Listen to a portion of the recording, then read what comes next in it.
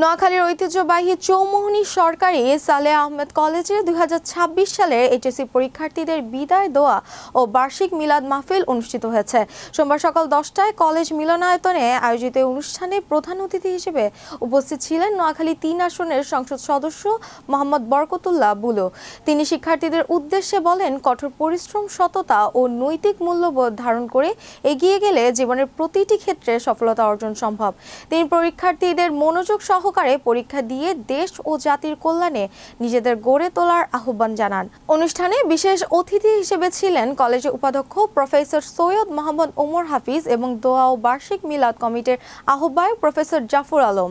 কলেজের অধ্যক্ষ professor doctor Abu সিনা সৈয়দ তারেকের সভাপতিত্বে আয়োজিত অনুষ্ঠানে শিক্ষক, শিক্ষার্থী, অভিভাবক ও কলেজের কর্মকর্তা কর্মচারীরা উপস্থিত ছিলেন।